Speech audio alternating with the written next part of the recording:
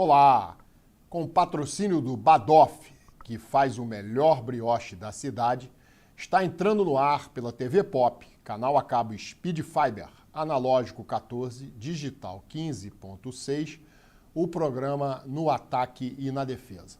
Você também pode nos assistir pelo YouTube, Facebook ou pelo site da TV Pop, tvpop.org. As atrações do programa de hoje são as seguintes. No primeiro bloco, vamos falar da Copa Intercontinental Mundial FIFA 2025. PSG campeão, Flamengo vice-campeão. No segundo bloco, é a vez de comentarmos sobre a grande final da Copa do Brasil entre Vasco da Gama e Corinthians. Corinthians campeão, Vasco da Gama vice. E no terceiro e último bloco, vamos falar de assuntos gerais, com análise da temporada e também teremos muitos vídeos para mostrar a vocês no programa. E o programa de hoje é um programa bastante especial. Eu estou tendo a honra e o privilégio de receber aqui, para participar do programa, o meu filho, Enzo Krieger Pachá, estudante de jornalismo da PUC, que veio dar a sua contribuição para o programa de hoje com os seus comentários. Ele que é profundo conhecedor do futebol europeu. Bom, vamos passar então ao primeiro assunto, que é a decisão da Copa Intercontinental Mundial FIFA 2025, em Doha, no Catar, entre PSG e Flamengo. Bom, numa análise bastante rápida, o Flamengo foi derrotado nos pênaltis após empate em 1-1 no tempo normal e na prorrogação. Os gols da partida foram marcados por Kvaratskhelia aos 37 minutos do primeiro tempo e Jorginho pelo Flamengo de pênalti aos 17 do segundo tempo. No primeiro tempo, o PSG, na minha opinião, foi melhor. O Flamengo parecia nervoso, especialmente o goleiro Rossi, que teve duas falhas que resultou em 2 gols do PSG, um deles, por sorte, anulados. Então o PSG foi melhor do que o Flamengo no primeiro tempo. O Flamengo não encontrava uma maneira de enfrentar esse poderosíssimo adversário e o PSG acabou marcando, mas só no fim do primeiro tempo, aos 37 minutos, fez 1-0. No segundo tempo, o Flamengo melhorou, sobretudo após a entrada do jogador Pedro. Passou a atacar mais o PSG, incomodar e acabou empatando numa penalidade sofrida pelo Arrascaeta, cobrada pelo Jorginho, muito bem cobrada, aliás. O Flamengo empata por 1-1. E aí, a partir daí, o jogo se tornou emocionante, dramático, porque o Flamengo teve algumas oportunidades de fazer o seu segundo gol e o PSG, por outro lado, também teve as suas chances. Esgotado o tempo regulamentar, prorrogação, terminou a prorrogação também no empate e a partida foi para a decisão nos pênaltis. Eu confesso que quando vi que a partida iria para os pênaltis, me enchi de esperança de que o Flamengo pudesse conquistar o título, contando aí com uma redenção do goleiro Rossi, que não havia ido muito bem no jogo. Mas não foi isso que aconteceu. Para minha surpresa, o Flamengo desperdiçou 4 penalidades. Saul, Pedro, Léo Pereira e Luiz Araújo. Somente o De La Cruz converteu a sua cobrança. O PSG, por sua vez, perdeu 2 cobranças, com o Dembélé, melhor jogador do mundo, e o Barcola. Então, no final, o PSG, nos pênaltis, 2-1, sagrou-se campeão. A produção vai colocar na tela a estatística da partida. Nós tivemos ali, vocês estão vendo aí, finalizações 22 do PSG contra 11 do Flamengo, chutes ao gol 8 do PSG e 2 do Flamengo, e a posse de bola também maior para o time francês, 60% contra 40% do time do Flamengo. Tivemos também ali escanteios, 10 para o lado do PSG e 3 somente para o Flamengo. Então o PSG é campeão, Flamengo vice-campeão, resultado absolutamente normal em se tratando de o Flamengo enfrentar aquele que é considerado hoje, atualmente, o melhor time do mundo. Enzo, como um especialista aí em futebol europeu, poderá trazer mais comentários a respeito dessa vitória do PSG nos pênaltis. Enzo, o que você achou da partida? Faça aí a sua análise do desempenho também do time do Flamengo. Primeiramente, Pachá, obrigado pelo convite.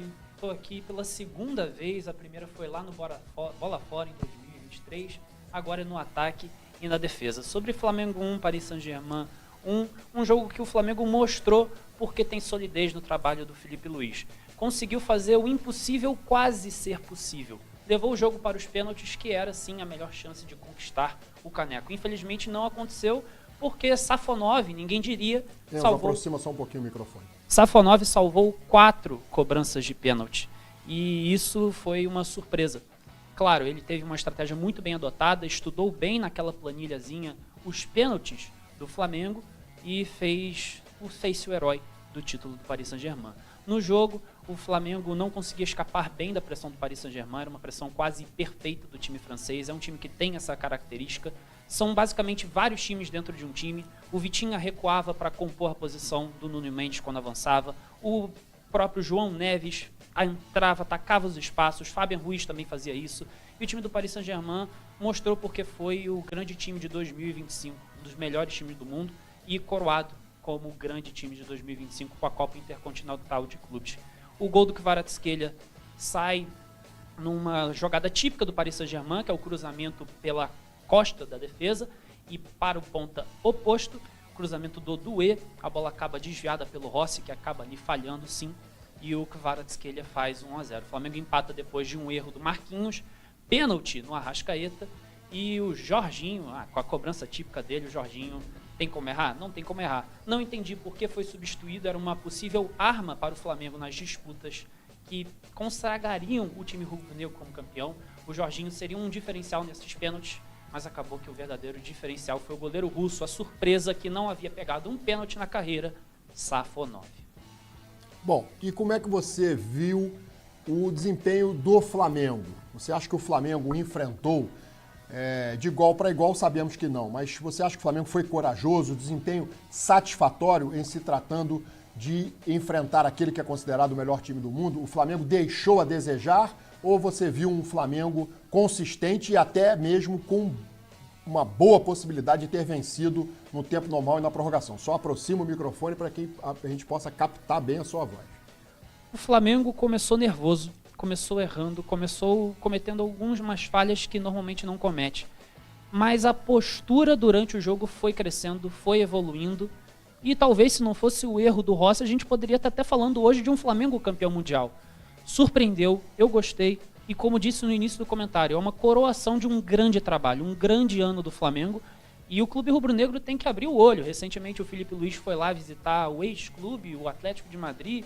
Não ganha títulos com o Simeone há um tempo. É um treinador com um extremo potencial, muita capacidade e, ao meu ver, o melhor técnico no futebol brasileiro, o melhor técnico brasileiro que nós temos atualmente. Uma grande partida do Flamengo, mas que infelizmente não saiu com o título. Dentro das suas possibilidades. Dentro das possibilidades. Bom, então ouvimos aqui os comentários do meu filho Enzo a respeito desse jogo. O Enzo que acompanha com bastante interesse o futebol europeu, sobretudo o time dele, ele torce para o Manchester City. Agora vamos ouvir 2 outros comentaristas a respeito dessa partida entre Flamengo e PSG. Começando com o conceituado Mauro César Pereira. Mauro César Pereira, como você viu o jogo entre PSG e Flamengo? A atuação do Flamengo foi muito digna. Evidentemente, quem torce contra o clube rubro-negro vai dizer que ganhou o troféu de igual para igual, essas bobagens de torcedor bobo. Mas foi uma atuação muito boa. Contra uma equipe muito poderosa, que tem um orçamento 7 vezes aproximadamente maior do que o do Flamengo, um elenco de uma média de idade muito mais baixa. O time que entrou em campo do Paris Saint-Germain, média de idade pouco superior a 24 anos. O do Flamengo, 30 anos e meio. Ou seja, um time mais jovem, mais descansado, ainda nem na metade da temporada, contra o Flamengo, que, como sempre acontece com um representante sul-americano nessa época do ano, nesse torneio, tem quase 80 jogos nas costas. Evidentemente o aspecto físico pesou e mais ainda a parte técnica, um time que joga futebol num nível mais alto, é o campeão da Europa, onde você tem um tipo de jogo muito mais brigado, muito mais intenso, marcação muito forte, pouco espaço, e o Flamengo conseguiu competir. O primeiro tempo não foi legal não, mas do segundo tempo em diante foi muito bem, as mexidas do técnico Felipe Luiz foram ótimas, o time melhorou, competiu, e o detalhe, empatou o jogo. O Flamengo suportou o PSG durante 120 minutos e não perdeu. Não perdeu. Perdeu nos pênaltis, aí sim. Aí foi uma nota lamentável, com péssimas cobranças, 4 pênaltis consecutivos perdendo, e o PSG perdeu 2. Ou seja, deu até a chance ao Flamengo de se recuperar. Essa foi a nota realmente negativa. Muito mal nas cobranças de pênalti. Mas com bola rolando, o time foi muito bem. Poderia, com um pouco de sorte, até virar o jogo. Teve chance. Seria justo? Não, acho que não. Mas poderia ter com um pouco mais de sorte. Uma partida digna de um time que jogou contra 3 gigantes europeus nessa temporada. O Chelsea, campeão da Copa do Mundo, derrotou por 3-1. O Bayern de Munique, o dono do futebol da Alemanha, uma das equipes mais fortes da atualidade no planeta. Perdeu por 4-2, mas teve bons momentos, reagiu, apesar das falhas graves que resultaram naquela derrota. E 0-0 com o PSG em 120 minutos. Ou seja, fez 6 gols, sofreu 6 gols. Venceu um jogo, perdeu outro, empatou outro e ainda empatou a prorrogação contra o campeão da Europa, aquele que meteu 5-0 na Inter de Milão na final da última Liga dos Campeões. Isso não é pouco. O Flamengo conseguiu em 2025, além dos títulos, mostrar competitividade contra equipes do primeiríssimo escalão do futebol internacional. E entender isso é o mínimo para quem gosta de futebol, olha o futebol sem bobagens como essas discussões de torcedor e pode perceber que o Flamengo, nesse ano, mesmo sem a taça de campeão do mundo, esteve e está em outro patamar. Bom, vimos e ouvimos aí os comentários daquele que, para mim, é um dos melhores comentaristas esportivos da atualidade, o Mauro César Pereira. Gosto muito das suas análises, sempre precisas e sem clubismo. O Mauro César falou aí sobre o que ele pensa da atuação do Flamengo na partida. Agora vamos ver outro comentarista também bastante conceituado, uma pessoa muito querida no meio, apresentador do Globo Esporte, Alex Escobar. Alex Escobar, como você viu esse jogo, o desempenho do Flamengo contra o PSG na final da Copa Intercontinental Mundial FIFA? Tô aqui para dizer o seguinte, gente, que grande jogo fez o Flamengo. Grande jogo. De igual para igual, mesmo contra o PSG. Demorou a entrar no jogo, né? Primeiro tempo. Teve boas chances de matar o jogo no final do tempo normal ali. O jogo termina de um jeito assim que tudo podia acontecer. O jogo estava para os dois lados. E eu digo isso assim, num jogo em que antes do jogo acontecer, estava todo mundo dizendo, muito difícil, PSG, campeão de tudo e tal. E é um movimento que começou lá na Copa do Mundo de Clubes, né? Dos times brasileiros fazerem grandes jogos contra os gigantes europeus. Então assim, pode alguém dizer que, não, mas aí eles não jogam esse torneio, não jogam porque não querem em alto nível. Aliás, o PSG é chato, né? Toquinho, chato, mala. E aí nos pênaltis, onde o Flamengo se deu super bem na Libertadores, a coisa deu errado justamente agora na disputa do Mundial. Mas olha, ou do Intercontinental, se você preferir. Quero aqui parabenizar realmente o Flamengo por esse ano. Incrível, assim, de dar orgulho ao futebol brasileiro, não só ao torcedor do Flamengo, quanto a todos nós que gostamos de futebol, que torcem para o futebol brasileiro, que torcemos para o futebol brasileiro, está sempre no nível alto. Deu jogo.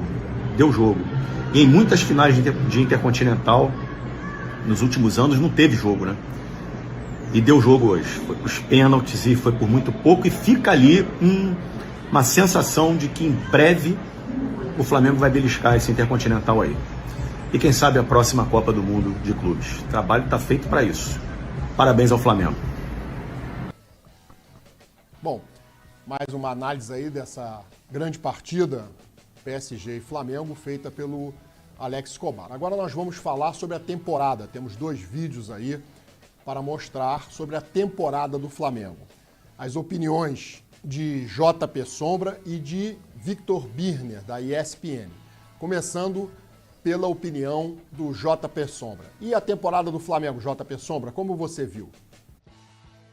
As ruas jamais vão se esquecer do Flamengo de 2025, o ano em que o Flamengo de fato se consolidou como uma das melhores equipes do mundo. O ano em que o Flamengo se colocou de fato como um dos times mais bem treinados e que mais jogam no mundo. O ano em que o Flamengo foi o time brasileiro mais testado no primeiro escalão nos últimos muitos anos e talvez até século. O Flamengo jogou 3 jogos contra times da primeira prateleira da Europa. ganhou dando um baile do Chelsea, que foi campeão da Copa do Mundo. Perdeu para um Bayern de Munique jogando, saindo para jogo, sendo totalmente arriscado. Empatou com o PSG, perdeu a final do Campeonato Mundial nos pênaltis contra o campeão da Champions. O Flamengo mostra que pode competir sim contra qualquer time do mundo. O Flamengo mostra que taticamente, que tecnicamente é um dos melhores times do mundo. Como foi dito pelo Vitinha, como foi dito pelo Luiz Henrique. Hoje o Flamengo bate na trave, amanhã o Flamengo, quiçá, seja campeão. A pedra no sapato do Flamengo era a Libertadores, agora a pedra no sapato do Flamengo é ser campeão mundial. O Flamengo tá cada vez mais perto do primeiro nível. E na próxima vez que chegar, tem ainda mais chance de ganhar. A temporada é épica, o Flamengo ganhou o tetracampeonato da Libertadores, o Flamengo ganhou o campeonato mais difícil do ano, que é o Campeonato Brasileiro, ou seja, ele ganhou o maior campeonato que o time brasileiro disputa, sim, que é a Libertadores, e conquistou o inédito para os brasileiros tetracampeonato. Repito, ganhou o campeonato mais difícil, fez o mais difícil, que era levar a decisão para os pênaltis. Pois é. Aí não, óbvio, não há motivo para olhar a temporada de maneira diferente de uma temporada espetacular. E até chegar aos pênaltis, foi espetacular. Porque o PSG, ele tem alternado com o Bayern de Munique, para mim, o melhor futebol do mundo. Ele foi com sobras o melhor futebol do mundo até a final da Champions. Eles formam a dupla dos melhores times do mundo. Hoje o Bayern é melhor que o PSG, joga mais futebol que o PSG, só que o PSG ganhou com todos os méritos, uma trajetória dificílima, torcida fanática, é um time histórico, e o Flamengo conseguiu empatar com esse time. O menos difícil era ganhar os pênaltis, não estou falando que é fácil. O menos difícil era ganhar nos pênaltis. Então, repito, o ano de festa, histórico, épico, mas hoje eu entendo o flamenguista mais emocional, mais emotivo, se ele tiver com aquela coisa, fizemos mais difícil. Não era para perder nos pênaltis assim. Mas é do jogo, faz parte. Bom, vimos aí a opinião sobre a temporada do JP Sombra e do Victor B. E agora vamos falar sobre zoação. Vimos aí nas redes sociais muitas provocações aos torcedores do Flamengo pela perda do título nos pênaltis para o PSG. Sobretudo aqui dos rivais cariocas, né? Vasco, Fluminense e Botafogo, esses torcedores desses times quiseram aí tirar sarro com a cara dos torcedores do Flamengo. Então vamos ver agora alguns vídeos que falam sobre essa zoação dos torcedores adversários aos rubro-negros. Começando pelo Jorge Igor, extraído do Instagram Fute Magia. Jorge Igor, que é o narrador da GE.TV. Jorge Igor, sobre essa zoação dos antes contra os rubro-negros, o que você tem a dizer? Você que é torcedor rival, que nesse momento aí, vocês estão aí lambendo o Flamengo, o troféu jogou de igual para igual, tá bom, beleza. Então vamos lá, raciocínio, respira, passou ódio, passou, acabou de espumar, acabou de ir pra rede social xingar todo mundo, acabou? Então, agora só nós aqui, tá? Não precisa contar pra ninguém não, só nós aqui. É pra gente pra gente que é rival do Flamengo, pra gente que não torce pra clube, pra gente que não é torcedor do Flamengo, é pra todo mundo estar se borrando de medo pra 2026. A verdade é essa, sejamos práticos e vamos arregaçar as mangas e vamos trabalhar. O Palmeiras, que é aquele que está mais próximo do Flamengo em investimento e está numa guerra política desgraçada, só se fala em mudança de estatuto, só se fala em terceiro mandato, é a presidente discutido com o conselheiro. O Palmeiras precisa fazer o deverzinho de casa, ver onde errou. Pô, nós gastamos 700 milhões no ano e não veio um título. Nos últimos 2 anos nós gastamos 1 bilhão e só ganhamos o Campeonato Paulista de 2024. A gente errou, a gente precisa consertar essa rota urgentemente, senão o Flamengo vai nadar de braçada. Esse é o dever de casa que tem que ser feito. Bom, vimos aí a opinião do Jorge Igor. E agora sobre zoação também, a opinião do Cazé, da Cazé TV, conhecido por ser um vascaíno fervoroso.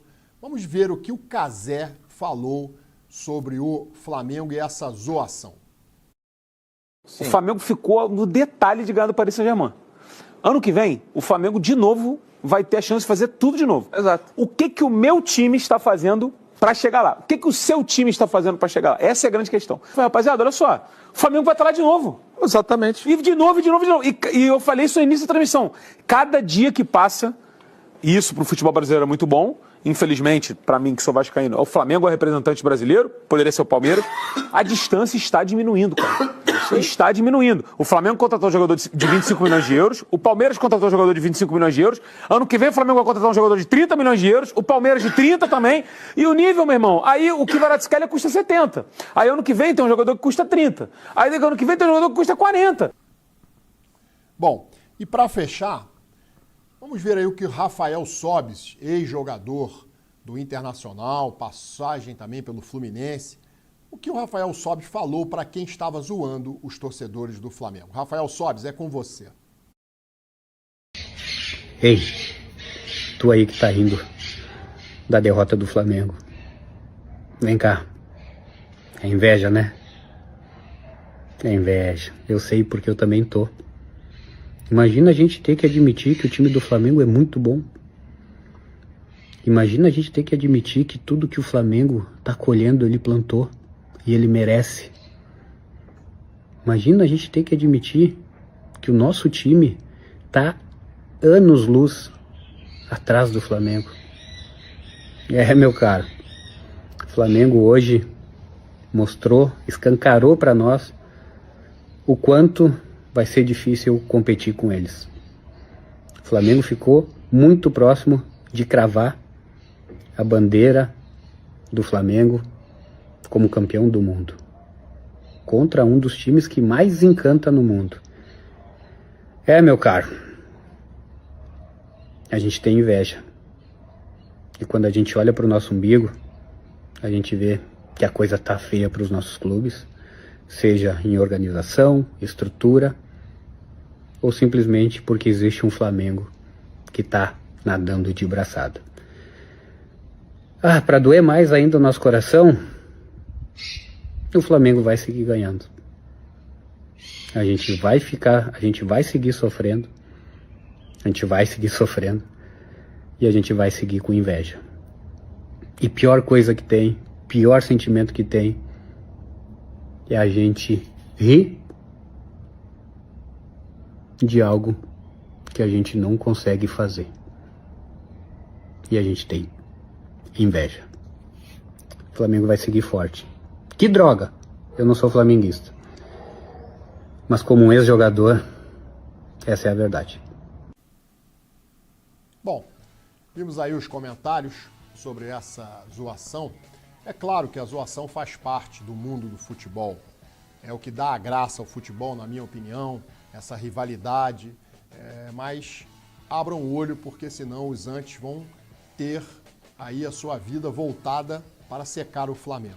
Se os seus times não melhorarem e chegarem ao nível do Flamengo, é o que provavelmente vai acontecer. Bom, estamos chegando aqui ao fim do primeiro bloco do programa No Ataque na Defesa, e no segundo bloco, você que é torcedor do Vasco, vamos falar sobre a grande final da Copa do Brasil. Não saiam daí, o intervalo é rápido, voltamos já.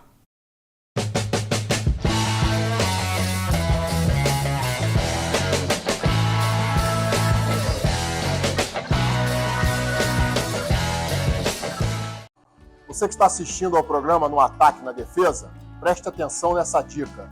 Se a fome atacar, contra-ataque com o melhor brioche da cidade. Massa macia, sabor irresistível e com muito recheio.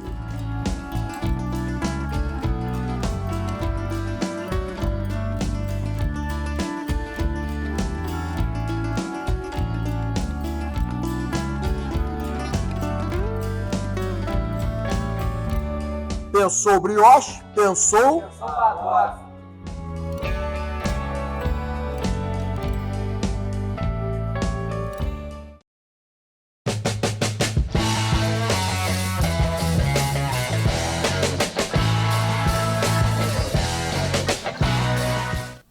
Estamos de volta com o segundo bloco do programa No Ataque na Defesa e pedimos desculpas para quem está nos acompanhando ao vivo.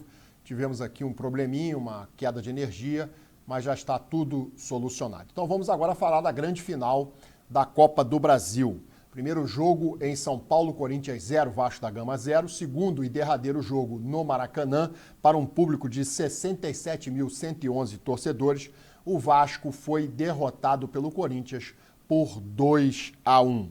O Corinthians, na minha opinião, começa o jogo melhor do que o Vasco. O Vasco parecia um time bastante pressionado pela conquista desse título. O Corinthians, na minha opinião, sentiu-se mais à vontade no jogo, abriu o marcador com o gol de Yuri Alberto e o próprio Yuri Alberto perdeu logo em seguida a chance de fazer o segundo gol. Vasco não se encontrava, mas foi aí equilibrando, foi melhorando e acabou empatando com um gol do Nuno aos 40 minutos, 1-1. Intervalo de jogo, segundo tempo recomeça e o Vasco aí sim mostrou que estava disposto a vencer a partida, partiu para cima do Corinthians, pressionou bastante, mas o Corinthians estava se defendendo bem e numa jogada de contra-ataque o Corinthians acabou fazendo o seu segundo gol por intermédio do seu melhor jogador, o craque do time, o Depay. O gol foi marcado aos 18 minutos do primeiro tempo. Daí para frente foi ataque contra a defesa, o Vasco buscando a todo custo o empate, que poderia lhe dar a chance de disputa de pênalti, mas o Corinthians se fechou bem, conseguiu suportar a pressão, o GB teve uma grande chance nos acréscimos, desperdiçou, chutou nas nuvens, a bola que poderia ter sido aquela que daria o empate ao time cruzmaltino. Fim de jogo, para a decepção dos torcedores do Vasco que lotaram o Maracanã, fizeram uma grande festa. A torcida do Vasco está de parabéns pelo apoio dado ao seu time, pela grande e bonita festa feita ontem no Maracanã. A esperança era de que o Vasco conquistasse esse tão almejado título. O Vasco que não conquista um título nacional há 14 anos, conquistou a Copa do Brasil em 2011, o Campeonato Brasileiro foi vencido mais atrás, no ano de 2000, e o Vasco não é campeão desde 2016, quando conquistou o seu último título carioca. Então, vamos colocar aí na tela a imagem dos campeões da Copa do Brasil. O Corinthians chega ao seu 4º título, empata com o seu arquirrival, o Palmeiras. O Flamengo e o Grêmio têm 5 títulos, Flamengo e Grêmio 5 títulos e o Cruzeiro se isolado lá na liderança com 6 títulos. Fluminense e Vasco têm um título cada e o Botafogo ainda não teve o sabor de conquistar a Copa do Brasil. E no Rio de Janeiro está assim o placar de Copas do Brasil. Flamengo 5 contra uma do Fluminense, uma do Vasco e nenhuma do Botafogo. Então, Corinthians venceu o Vasco da Gama, novamente no Maracanã, já havia conseguido esse feito no Mundial de Clubes, o embrionário da FIFA, venceu o Vasco naquela oportunidade nos pênaltis e agora repete a dose e o Vasco fica novamente com o vice-campeonato para a decepção dos seus torcedores que acreditavam bastante que o Vasco sairia de um jejum de títulos nessa decisão. Enzo, Vasco da Gama e Corinthians, como você viu essa partida e a vitória do Corinthians? O primeiro jogo ganhou quem não assistiu. Foi um 0-0 feio, não foi um bom jogo, mas o segundo correspondeu às expectativas. Eu diria que no confronto, quem deu show foi a torcida. As torcidas. A torcida do Corinthians, que fez o papel dentro de casa, lá na Neoquímica Arena, e a torcida do Vasco, que fez o papel no Maracanã, mas não conseguiu empurrar o time cruzmaltino à vitória. O Corinthians explorou muito as bolas nas laterais, cruzadas pelas costas das defesas do Vasco da Gama, tanto na defesa esquerda quanto na defesa direita. O primeiro gol sai assim, toque do Mateuzinho, o Yuri Alberto domina, alguns dizem que foi errado, mas domina e tira do Léo Jardim, faz 1-0. Como meu pai disse, pouco depois teve a chance de fazer o segundo, não conseguiu, perdeu o gol. E o jogo ali se desenhava no que ia ser. O Vasco só conseguia com cruzamentos. E num cruzamento lindo de Andrés, o Nuno cabeceou, tirou o Hugo Souza da foto, até que ficou bonita, mas o Vasco ficou só nisso mesmo, conseguiu só um gol. No segundo tempo, quando parecia que o time cruzmaltino ia para cima, ia conseguir virar o jogo e ser de fato o time da virada, o Corinthians com o Bidon fez um negócio assim, se chamar aquilo ali de drible só é desmerecer. O Bidon deu uma finta humilhante. Assim, ele acabou com o jogo ali. É assim que você ganha títulos. O Bidon fez isso, iniciou a jogada, tocou para o Mateuzinho, do Mateuzinho de novo para o Yuri Alberto, o grande nome dessa final. E o Yuri Alberto tocou no Memphis e o Memphis fez o 2-1. Depois em diante, o Vasco de novo recorreu aos cruzamentos, teve pouca chance de ir para frente. Depois que o Coutinho saiu, a organização do time baixou muito de nível E na melhor oportunidade que teve foi com o Ryan de fora da área. Tinha que ter chutado de fora da área mais, tinha que ter criado mais o jogo, mas insistiu nas bolas altas, nos cruzamentos e pouco conseguiu. O PH não conseguiu ser efetivo, a melhor bola depois caiu no pé do GB, que foi fazer um voleio na final da Copa do Brasil. Faz o simples, meu amigo, bota a bola dentro da rede, não precisa dar o voleio, mandou na torcida quando precisava mandar no fundo da rede. Resultado final, o título vai para São Paulo, Corinthians tetracampeão da Copa do Brasil, e precisamos falar sobre Dorival Júnior, campeão pelo Santos em 2010, pelo Flamengo em 2022, São Paulo em 2023 e agora Corinthians em 2025, se iguala ao Felipão como o maior técnico campeão da Copa do Brasil. Muita gente riu dele na seleção, mas o Dorival, hein, é um grande treinador, é copeiro. Bom, para a decepção dos torcedores do Vasco, o Vasco não saiu da fila, continua num jejum aí dramático para os seus torcedores, muita choradeira lá no Maracanã após a partida, torcedores realmente bastante abatidos com o resultado. Era certo, né, que os torcedores do Vasco gostariam de tirar o grito de campeão da garganta, mas não foi assim que quis o destino e o Corinthians acabou novamente levando vantagem sobre o Vasco da Gama, um adversário que ele costuma vencer em mata-matas e decisões, né? Bom, falamos aí sobre essa grande partida entre Vasco da Gama e Corinthians. Na minha opinião, o Enzo tem toda a razão.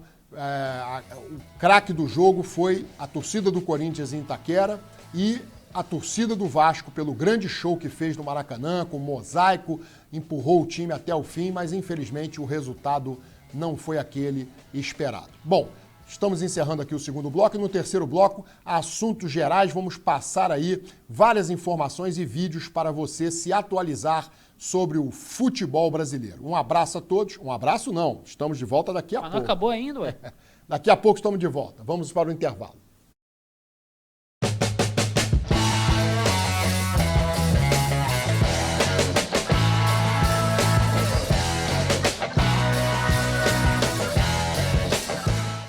Você que está assistindo ao programa No Ataque na Defesa, preste atenção nessa dica. Se a fome atacar, contra-ataque com o melhor brioche da cidade. Massa macia, sabor irresistível e com muito recheio.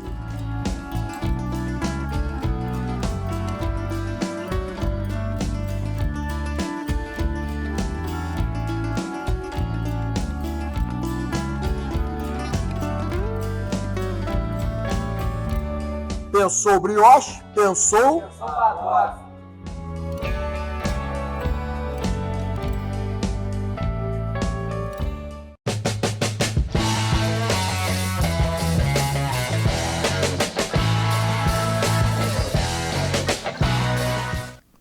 Estamos de volta com o terceiro e último bloco do programa No Ataque na Defesa e agora vamos fazer uma análise da temporada. A temporada dos times cariocas foi boa só para um deles, o Flamengo. 6 títulos conquistados. Começou com a Supercopa do Rei, vitória sobre o Botafogo 3-1. Depois ganhou o Campeonato Carioca do Fluminense, uma vitória e um empate. Depois a Libertadores, uma vitória de 1-0 sobre o Palmeiras, gol do Danilo. Depois ganhou o Brasileiro no jogo contra o Ceará, 1-0, gol do Samuel Lino. Depois o Derby das Américas, 2-1 no Cruz Azul. E depois, por fim, a Challenger Cup, vitória de 2-0 sobre o Pirâmides do Egito. Infelizmente, o título mais cobiçado, mais desejado pela torcida rubro-negra não veio, que era o Mundial. Mas acho que a temporada do Flamengo amplamente satisfatória para a alegria da nação rubro-negra. Fluminense sem título, apenas uma vaga conquistada diretamente para a Libertadores, que salva a temporada tricolor. O Botafogo, com o investimento altíssimo que fez, deixou a desejar, mas pelo menos alcançou uma vaga na pré-Libertadores. E o Vasco da Gama, né? O Botafogo perdeu alguns títulos, perdeu a Recopa Sul-Americana para o Racing, a Supercopa do Brasil para o Flamengo. E o Vasco não conseguiu o seu objetivo maior na temporada, que era sair campeão da Copa do Brasil, sagrar-se campeão. Perdeu para o Corinthians em pleno Maracanã e a temporada do Vasco não foi pior porque o time evitou ser rebaixado, né? Mas sofreu 19 derrotas das 38 rodadas do Campeonato Brasileiro. É muita coisa e a torcida do Vasco está querendo, a todo custo, virar realmente essa chave e voltar a ver o Vasco vencedor e campeão. Então vamos ver agora times brasileiros com mais títulos oficiais na temporada. Times brasileiros com mais títulos oficiais na temporada. O Santos do Pelé em 62. Nós temos aí a imagem, Santos do Pelé em 62. E os títulos estão abaixo ali, referidos. Depois o Santos de Pelé em 63. Partindo para o São Paulo de Tele Santana em 93. Temos também o Flamengo de 2020, conquistou bastante títulos. E agora, por fim, o Flamengo de 2025, com vários títulos aí conquistados nessa temporada. Enzo, resumo da temporada dos times cariocas. O Botafogo decepcionou, era o campeão da Libertadores e do Brasileirão, mas não conseguiu corresponder ao investimento e até mesmo no futebol jogado. Muitas trocas de treinador, veio aí o Ancelotinho e mesmo assim o Botafogo não conseguiu produzir um jogo no nível de Ancelotti.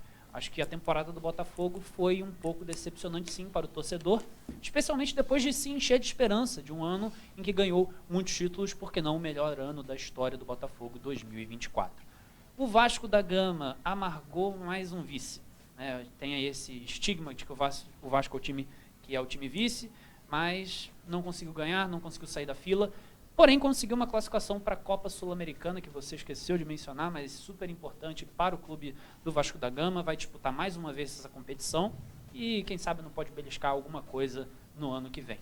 Fluminense, o melhor brasileiro na Copa do Mundo de Clubes, primeira edição, e o Fluminense foi o brasileiro que saiu, entre aspas, em primeiro lugar nessa disputa entre os 4 que foram, Flamengo, Fluminense, Palmeiras e também o Botafogo.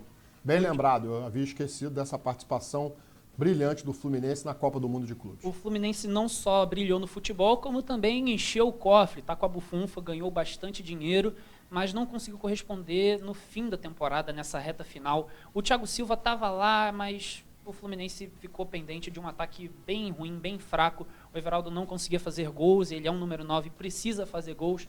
Se tivesse um ataque mais eficiente, poderia ter sido o Fluminense na final da Copa do Brasil, não o Vasco. A verdade é que a temporada do Fluminense terminou com um gostinho amargo, apesar de um sucesso enorme lá nos Estados Unidos no meio do ano. E o Flamengo, 6 títulos. Só faltou a Copa do Brasil, mas ganhou todo o resto que disputou. É um time que é fenomenal. O Felipe Luiz é um treinador fantástico, é um treinador que tem muito futuro. E se o Flamengo continuar desse jeito, o Brasil pode acabar virando uma Alemanha, né? Uma Bundesliga. O Bayern de Munique brasileiro será o Flamengo, inclusive o Bayern derrotou o Flamengo no Mundial de Clubes, mas foi um jogo que o Flamengo jogou com personalidade, com esse mesmo estilo de jogo, fez a mesma coisa contra o PSG. Então, muito mais que os resultados de títulos, o Flamengo mostra que pode ser sim uma soberania. Acho que mais do que as alegrias que teve é a projeção de futuro. O Flamengo tem um projeto muito claro e continua vencendo. Hoje, quem quer ser campeão no futebol brasileiro não precisa ser só campeão, tem que derrubar também o Flamengo com esse projeto, porque o Palmeiras, por exemplo, não conseguiu depois de gastar muito. Bom, vamos ver agora times com mais vitórias em todo o mundo nos últimos 10 anos. Vamos lá.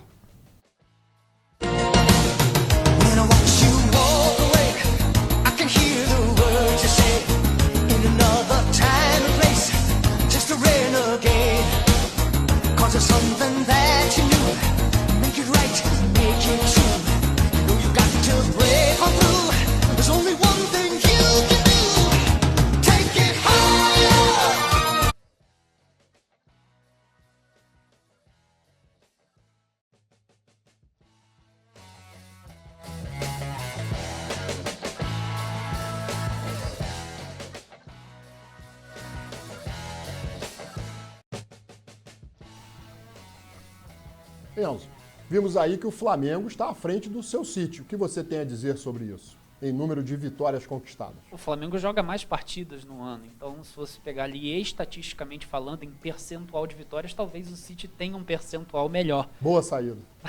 Mas o Flamengo também é um time que de 2019 para cá começou a empilhar títulos, assim como o Manchester City faz há muito tempo também.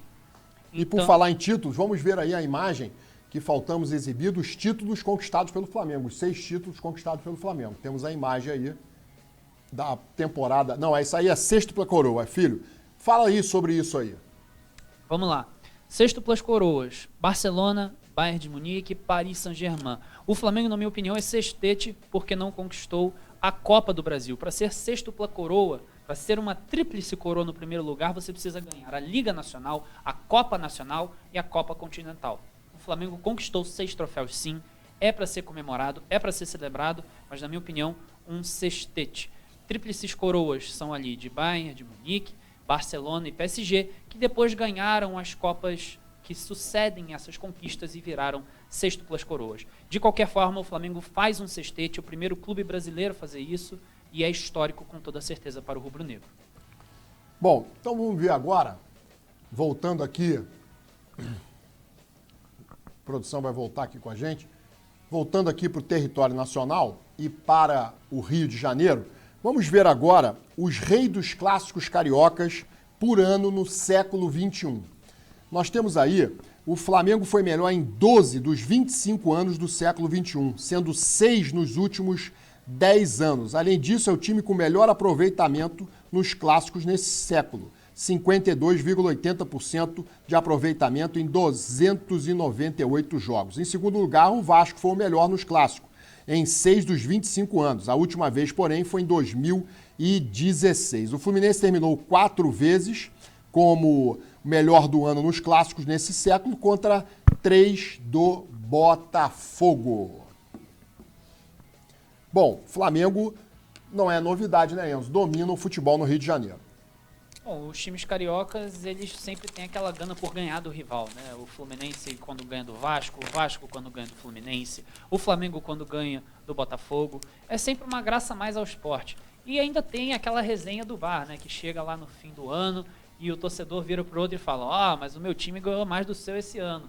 Hoje quem sai no topo é o Flamengo. Mas ano que vem a gente nunca sabe o que pode fazer, né? O futebol é imprevisível e é por isso que é maravilhoso. Bom, Enzo, sua mãe mandou aqui um vídeo que tá te assistindo. Manda aí um beijo para sua mãe, rapidamente. Mãe, um beijo. Tô na TV. Bom, vamos ver agora, Enzo, para um comentário rápido a esse respeito, os melhores do mundo que estão concorrendo aí.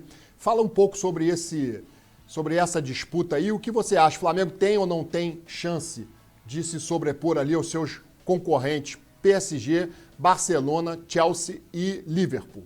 Esse aí é o Globe Soccer Awards, é um prêmio que é sediado lá nos Emirados Árabes Unidos. E o Flamengo daí é um time que ganhou muitos títulos, empatado com o Paris Saint-Germain com 6 troféus no ano. São os 2 times desta lista que ganharam mais títulos. O Barcelona ganhou 3 e o Liverpool conquistou apenas 1. O Chelsea, campeão do Super Mundial, mas você fala, não foi 1 também não, Enzo? Foram 2, ganhou também a Conference League, que é como se fosse um nível inferior ainda à Copa Sul-Americana. Lá na UEFA, na Europa, eles têm Champions League, Europa League e Conference League.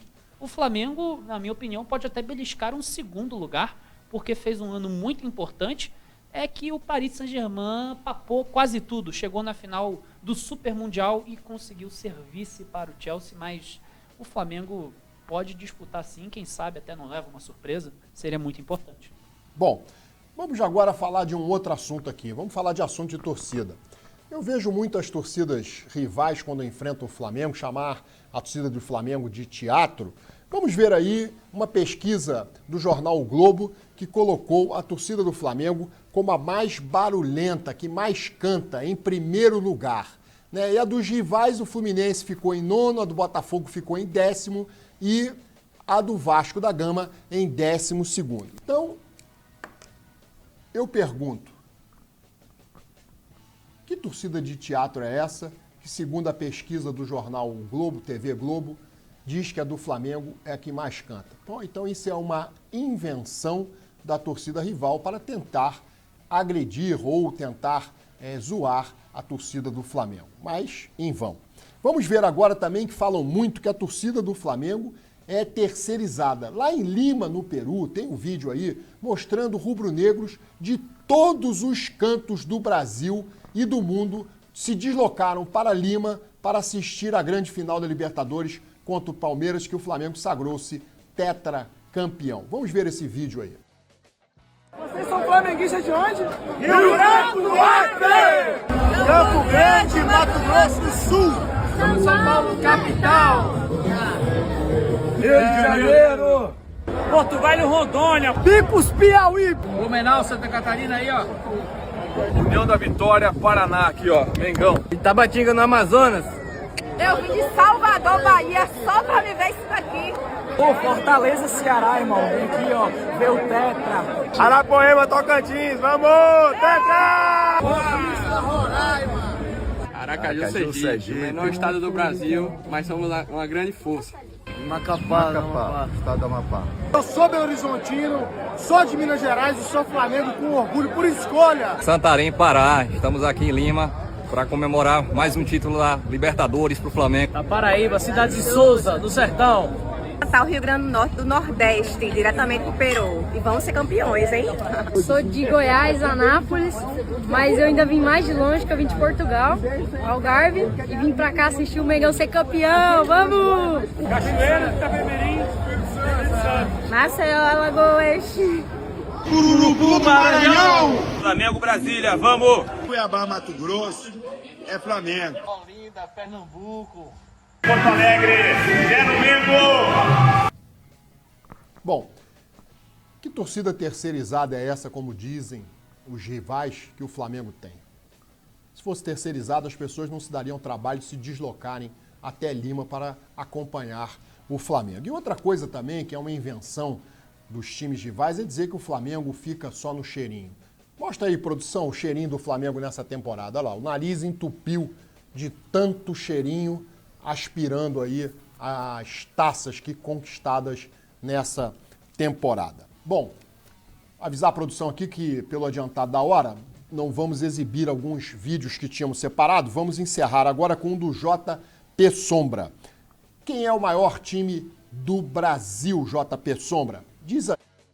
Nos últimos 24 anos, o Vasco venceu 6 títulos. Nos últimos 18 anos, o São Paulo venceu 6 títulos. Nos últimos 14 anos, o Santos venceu 6 títulos. Nos últimos 12 anos, Botafogo, Inter e Fluminense venceram 6 títulos. Nos últimos 11 anos, o Cruzeiro venceu 6 títulos. Nos últimos 10 anos, o Corinthians venceu 6 títulos. Nos últimos 6 anos, o Grêmio venceu 6 títulos. Nos últimos 4 anos, o Atlético Mineiro venceu 6 títulos. Nos últimos 3 anos, Palmeiras venceu 6 títulos. E desde janeiro, o Flamengo venceu 6 títulos oficiais. Em um ano, o Flamengo fez o que nenhum outro time da história do futebol brasileiro fez. Se parar pra pegar um recorte no tempo, nas últimas 2 semanas o Flamengo levantou 4 taças. Vocês comemoram Recopa Sul-Americana, comemoram Supercopa, tem que comemorar Derby das Américas, tem que comemorar a Challenge Cup, porque são campeões continentais. É uma Supercopa, é uma Recopa melhorada. O sonho de qualquer torcedor do Brasil era estar vivendo o que o Flamengo está vivendo. O Flamengo jogando no Brasil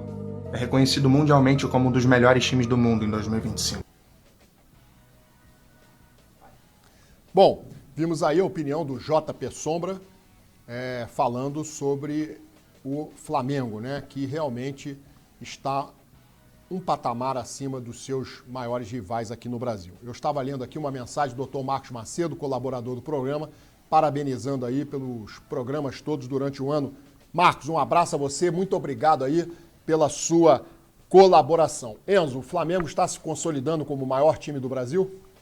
Dá para dizer que sim, o São Paulo era líder nessa discussão por ter 3 títulos mundiais, mas não dá para você se manter enquanto o outro clube cresce como o Flamengo cresce e continua vencendo como vence. O Santos também estava nessa toada, mas hoje o Flamengo com 4 títulos de Libertadores, não sei, pode ser que para alguns já seja sim o maior time do Brasil. Bom, então vamos ver aí o recado do Rizek para os secadores. Esse recado vai ser lido aqui pelo Enzo. Abre aspas para a fala do Rizek. Se você é secador do time mais tradicional e popular do Brasil, eu tenho uma má notícia para te dar. a sua vida só tende a piorar. Não tem nada que indique que esse gigantismo do Flamengo vá se abalar nos próximos anos. Fecha aspas. E ele tem razão. Ele tem razão, Enzo? Ele tem razão. O time do Flamengo é bem estruturado, tem um projeto muito claro, sabe como investir, quando investir. As contratações são muito inteligentes, é só olhar esse ano. Trouxe, por exemplo, o Jorginho e o Carrascal. É um time que tem um fundamento muito claro com a bola, agora com o Felipe Luiz. É o time a ser batido no futebol brasileiro, quer você queira, quer você não queira. O time do Flamengo hoje é uma potência no que a gente pode dizer. E os jogos contra Chelsea, Bayern de Munique e PSG, 3 europeus grandiosos, mostram esse nível do Flamengo. Bem colocado, Enzo. Produção, atenção para o corte do Instagram. Mesmo depois de conquistar 6 títulos nessa temporada, os torcedores rivais, conhecidos como anti-flamenguistas, tiveram a audácia de querer provocar os rubro-negros pela perda da Copa Intercontinental para o PSG. Quanta audácia da parte desses anti-flamenguistas. O Flamengo não ganhou essa decisão, mas esteve bem próximo de ganhar. Só perdeu nos pênaltis. Esse fato revela que a distância do Flamengo para o melhor time do mundo, o PSG, não é tão grande assim. Mas do Flamengo para os seus rivais aqui no Brasil é enorme. E a tendência é essa distância aumentar ainda mais.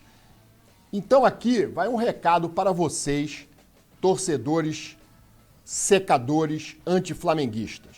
Secar o Flamengo vai continuar sendo sua interminável rotina, pois, para mim, o Flamengo continuará conquistando mais títulos em 2026, para o seu desespero e para a felicidade de toda a nação rubro-negra. Saudações rubro-negras e um Feliz Natal a todos. Bom, vamos retomar aqui o roteiro do programa. Comunico a produção que não vamos exibir aí alguns vídeos pelo adiantado da hora, vamos ficar só com o vídeo de encerramento, mas antes disso, quero agradecer aqui a participação do meu filho Enzo, os seus comentários, a sua análise, fiquei bastante feliz com os seus comentários, com a sua firmeza, das suas declarações e, sobretudo, das suas posições. Filho, eu agora gostaria de fazer uma pergunta rapidamente. Muita gente me pergunta por que o seu filho Enzo é torcedor do City. É melhor que você explique. Eu acho que amor não se explica. Essa que é a verdade. Eu cresci muito vendo o Manchester City, era o time que eu mais via. Eu não gostava, por exemplo, de Real Madrid, de Barcelona, eu gostava do City. E numa temporada que eu comecei a estudar de manhã e ter possibilidade de ver os jogos da Champions à tarde, que foi lá em 2015, eu comecei a ver uma campanha histórica do City que chegou à semifinal de Champions League pela primeira vez. Aquele time tinha Agüero, tinha Kevin De Bruyne, Davi Silva, Yaya Touré, o treinador era o Pellegrini. E eu já conhecia o City de antes, eu já falei, eu já gostava do time. Então, foi só uma paixão que foi crescendo, eu fui começando a gostar mais e mais e mais. E no ano seguinte, nesse ano mesmo que o City chega na semifinal pela primeira vez, pouco depois é anunciado o Guardiola como técnico, assume o time.